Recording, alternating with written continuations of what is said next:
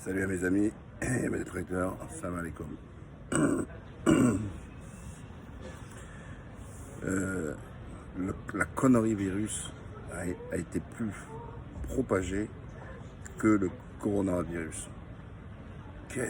Avant qu'il fasse un peu l'objet de toucher beaucoup plus de personnes, elle a dit mais non, ça n'existe pas, je reçois des messages. Moi, tu peux nous dire quelque chose là-dessus, peut-être qu'il n'existe pas. Tout ça c'est inventé par la finance, par les sionistes, par les martiens, par les. Je sais pas par qui, par la lune. Et là j'ai pas mal de gens qui m'ont contacté, qui m'ont dit que leurs proches sont morts et d'autres sont hospitalisés. Déjà, paix aux âmes des victimes et le meilleur rétablissement pour ceux qui sont touchés. Ensuite, on a eu, donc maintenant, là ça propage comme un malade. Je sais pas, c'est peut-être l'effet gilet jaune, je sais pas. Ou n'importe qui maintenant, pour exister, pour, je sais pas moi, besoin de reconnaissance ou de visibilité, je sais pas, ou je sais pas, une vocation de jouer les zéros, ou plutôt les zéros. Vient nous sortir, oui, j'ai fait des études, regardez le numéro temps, c'est le coronavirus, l'étude du truc, mais il n'y a pas de débat là-dessus. Le nom déjà, coronavirus, il n'a pas été inventé là, c'est qu'il était connu. C'est pas un nouveau virus, c'est un virus qui existe. Voilà. Vous faire croire alors, ça a été en Chine, de Chine, tout ça, etc. Alors déjà, pour démonter toute cette connerie, c'est très simple. Le coronavirus, il touche tout le monde. Il touche tout le monde. Donc, dites-moi à un moment donné, quelle puissance a pu faire ça? Quand il touche la femme du Premier ministre canadien, en France, on a 2 ministres qui sont touchés, Rester et puis l'autre à la santé. Et puis, on a aussi pas mal de personnalités qui sont touchées. Alors, et ça, ils seraient tous dans un complot déjà. Vous imaginez le Conseil des ministres, c'est pas énorme, le Conseil des ministres avec Macron. À peine fini qu'on a déjà des fuites qui sortent dans le Canard enchaîné ou dans d'autres médias, oui, des fuites. Un secret, ça se dit à une seule personne à la fois, d'accord? Mais à la fin, chacun le dit, ça fait beaucoup. Tout se sait, il n'y a rien qui n'est secret. Donc, vous voulez me faire croire que c'est un complot qui a été mené par des groupes et qu'il n'y aurait aucune fuite, d'accord? Et en même temps, comme le virus il court, ben, les gens n'ont pas vous voyez, le joker, l'immunité, le totem de Koh Lanta. Il n'y a pas de totem. Tu le prends dans ta gueule et tu ne peux pas savoir. Donc arrêtez votre délire. Mais c'est grave, c'est grave. Alors, qu'il ne faut pas faire confiance aux médias, je suis d'accord. Que Macron a été mauvais, je suis d'accord. Et d'ailleurs, il a été tellement mauvais, Macron, que quand ceux qui m'ont fait le procès, là je suis à Istanbul, j'attends mon avion pour Antalya, qui m'ont fait le procès pour le fait d'avoir été un nazi, mais là où j'étais bandonaze, parce que pour vous, dès qu'on allait hybrider, on est des Chinois. Non, non, l'Asie, c'est la première population au monde. C'est le 3/4 du monde. Mais il y a des tonnes de pays. J'ai fait Vietnam, Laos, Cambodge, zéro problème. Pourquoi? Parce que eux, dès le départ, ils ont coupé les ponts avec leur frontalier de la Chine. Ils ont coupé dès le départ. Ils ont coupé avec la Corée dès le départ. Ils ont coupé avec le Japon. Nous, en France, on a laissé les avions aller venir de Wuhan, carrément de la ville, hein, de la ville où il y a le virus, qui est à l'origine du virus, et aller-retour, nos problèmes. Et qu'est-ce que nous disait Macron? Premier temps, allez au théâtre, sortez, il n'y a pas de danger, la mise en santé, c'est rien, ça risque pas d'être propagé. Après, il commence à dire, bon, on va dire 1000 personnes, à 999, 800, 700 personnes, je ne chopais pas. Et puis après, maintenant, on passe au confinement. En fait, c'est parce que la mesure, elle a été prise comme des amateurs. Et puis, ça pose question quand même, tout ça. L'Europe qui protège, l'Europe des trucs. Mais à ceux qui me font le procès, pourquoi j'étais de l'autre côté en Asie, mais nous, on n'a pas eu de soucis, hein, on a eu zéro problème. Le problème, il est chez vous, il est en Europe.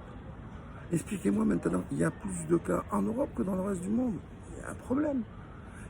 Et on vous dit, l'Europe protège. Elle protège rien du tout. Pourquoi? Parce que dès le départ, ils n'ont pas vu le risque sanitaire, ils ont vu le risque financier. Voilà. Maintenant, il y a le risque sanitaire et le risque financier. Voilà, les deux, plein dans la gueule. Et même là, ils n'arrivent pas tous à se mettre d'accord. Il y en a qui disent oui, pour le marché, le business, les comptes. Regardez la Banque centrale, froide, complètement, au départ, rien à foutre. Ce qui compte, c'est l'orthodoxie budgétaire. Le reste, on s'en tape. Voilà. Donc, de grâce, arrêtez, mais arrêtez de m'envoyer vos conneries. J'ai connu quelqu'un, professeur tournesol, qui aurait dit qu'il y aurait eu un truc, l'autre, la cousine du cousin, du beau-frère, de la tante de son oncle, travaillerait à l'Institut Pasteur. Et l'Institut Pasteur, hein, c'est des fonctionnaires, hein, en gros, hein, c'est des chercheurs qui auraient inventé ça parce qu'ils vont faire, pour gagner de l'argent sur l'antidote. Il y a des laboratoires, aujourd'hui il y en a le professeur Raoult, puis il y en a d'autres ailleurs, qui trouvent justement quelques remèdes. Sanofi a annoncé 300 000 dons là-dessus, laboratoire. Hein, LVMH, il lance des produits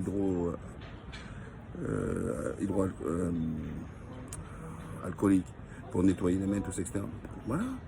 Donc, moi, je vois que des dons. J'ai pas vu quelqu'un qui tirait profit de toute cette merde. Ben oui. Parce qu'il ne faut pas croire qu'on peut gagner de l'argent sur cette merde-là. Alors, il dit, oui, baisser la population mondiale. Mais qui serait derrière? Fantomas. En fait, c'est Fantomas. Donc, vous arrêtez la paranoïa, revenez un peu à la raison, surtout fermez-la, restez confinés pour ceux qui peuvent rester confinés, et surtout, soyez inventifs pour aider, pour apporter quelque chose. Putain, déjà, nous, dans notre... Vous voyez, on parlait de là où je viens en Asie, ils gardent les vieux chez eux. Et oui, nous, on les vire dans les salles de retraite.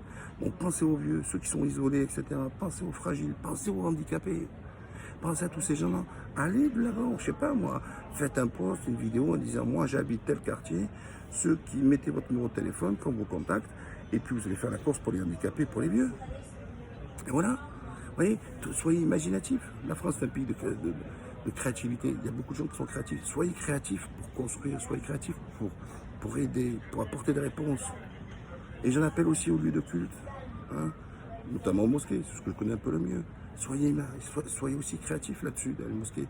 Servez peut-être de lien pour pouvoir aider les gens, bien sûr, sans distinction de religion, parce que tout être sur terre est une créature de Dieu, d'accord? Donc, essayez de mettre votre énergie, non pas à partir des conneries, à trouver des soi-disant qui serait coupable de quoi, mais votre énergie à dire comment je peux apporter quelque chose. Parce que, vous voyez, ça c'est encore un Roland de notre individualisme. Elle est où la solidarité dans tout ça? Elle est où? Ceux qui risquent leur vie, notamment qui s'exposent, les policiers, je ne parle même pas des hôpitaux, voilà, bien sûr. Minimum de compassion, ça c'est clair. Et peut-être aussi, bon, l'État les a maltraités, tout ça. Par contre, ça, c'est un truc qu'il faudra passer le morceau. Parce que l'après-virus, il faudra rendre des comptes qu'il faut avoir un système solide du ce nom. Parce que chaque fois, on nous dit qu'on a le meilleur au monde. C'est fini, ça, on n'a pas le meilleur au monde. On fut le meilleur système au monde. Venez en Turquie, vous voyez les hôpitaux, tout high-tech.